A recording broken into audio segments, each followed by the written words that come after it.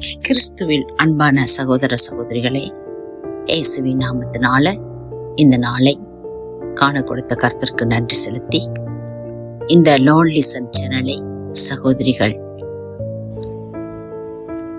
ஒவ்வொரு நாளும் வசனங்கள் கர்த்தருடைய நாமத்தினால உங்களுக்கு கொண்டு வந்து நான் ஜெபிக்கிறேன்.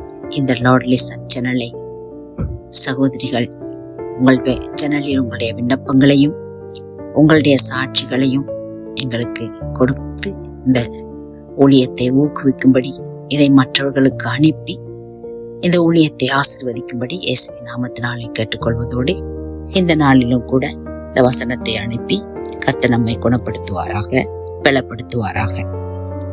நீதிமொழிகள் 3ஆம் அதிகாரம் வசனம் 5, 6, 7. உன் சுய புத்தியின் மேல் சாயாமல் உன் முழு இருதயத்தோடும் கர்த்தரில் நம்பிக்கையாயிருந்து உன் வழிகள் எல்லாம் அவரை நினைத்துக்கொள். அப்பொழுது அவர் உன் பாதைகளை செம்மைப்படுத்துவார். நீ உன்னை ஞானி என்று எண்ணாதே, கர்த்தருக்கு பயந்து தீமையை விட்டு விலகு. ஆமேன். இந்த நாளிலும் கூட கர்த்தர் இந்த வசனத்தின் மூலம் நம்மை பலப்படுத்துகிறார். அதாவது நம்முடைய சொந்த ஞானத்திலோ சரி, சொந்த பலத்திலோ சரி, சொந்த அறிவிலோ சரி, நம்மிலே இருக்கிற எல்லா அந்தஸ்துகளையும் வைத்து நம்மை ஒரு உயர்ந்த மனிதனாக, உயர்ந்த லட்சியமாக நம்ம எண்ணாதபடிக்கு எல்லா வேளைகளிலும் நாம் முழு இருதயத்தோடு கர்த்தரில் நம்பிக்கையா இருக்க வேண்டும். முழு இருதயத்தோடு நாம் கர்த்தரில் நம்பிக்கையா இருக்கும் பொழுது அவர் நம்முடைய பாதைகள் எல்லாவற்றையும் ஆசீர்வதிப்பார். அது எப்படிப்பட்ட கரடுமுரடான பாதைகளா இருக்கலாம், நம்முடைய பாதைகளில், நம்முடைய வேலைகளில், நம்முடைய குடும்ப காரியங்களில், ஊழியங்களில் எல்லா நேரத்திலும் நாம் அவரை நினைத்துக் கொள்ளும் பொழுது அவர் நம்முடைய பாதைகளை செம்மைப்படுத்துவார். எப்படிப்பட்ட கரடு முரடான பாதைகளா இருக்கலாம், வழியே இல்லாம இருக்கலாம், ஆனாலும் கர்த்தரை நாம் நம்முடைய வாழ்க்கையில், நம்முடைய எல்லா நேரங்களிலும், ஒவ்வொரு வினாடியும் நினைத்து நம்மை அவருடைய பாதத்தில் அமர்ந்திருக்கும் பொழுது, அவர் கரத்தில் நம்முடைய காரியங்களை கொடுக்கும் பொழுது, கர்த்தர் நம்முடைய எல்லா தீமையான காரியங்களை முறியடிக்க வல்லவரா இருக்கிறார், நம்மை பாதுகாக்க வல்லவரா இருக்கிறார். ஆனால் நாம் செய்ய வேண்டிய காரியம், நாம் கர்த்தரில், நம்முடைய இருதயத்தில் கர்த்தர் மேல் நம்பிக்கையா இருக்க வேண்டும். கர்த்தரில் நம்பிக்கையா இருக்க வேண்டும். நம்முடைய சுய புத்தியின் மேல் சாயக்கூடாது.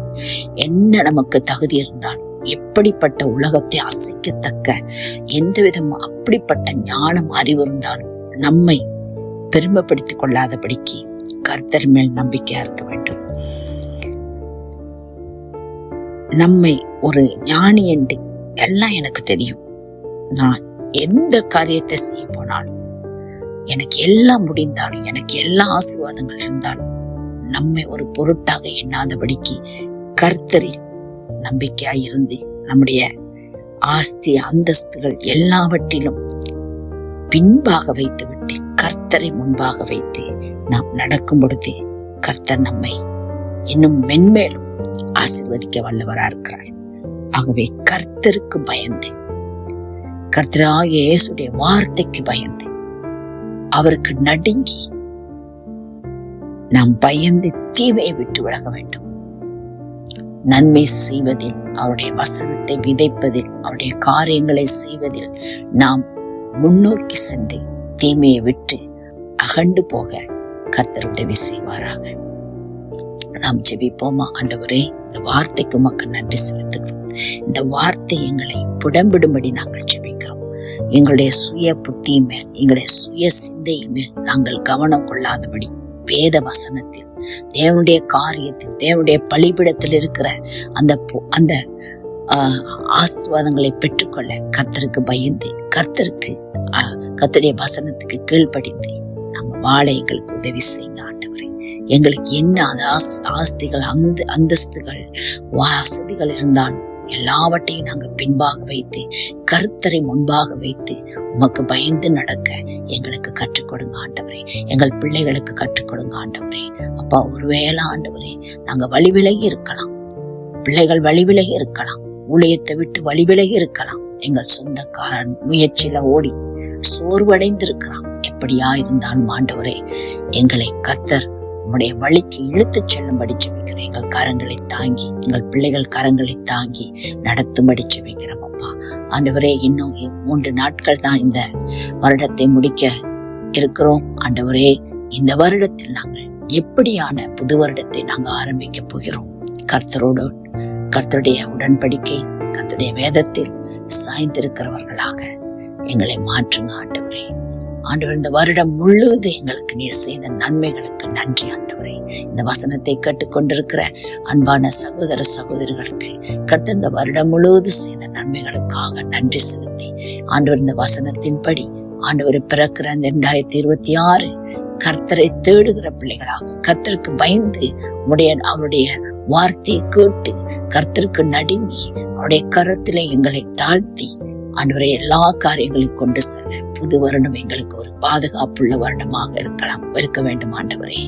எல்லா அழிவு ஆபத்து வராதபடிக்கு புது வருடத்தை ஆண்டவருக்குள்ளால நாங்க ஆரம்பிக்க, வேத வசனத்துக்குள்ளால ஆரம்பிக்க மென்மேலும் ஆண்டவரே இந்த ஊழியம் வளர எங்களுக்கு உதவி செய்.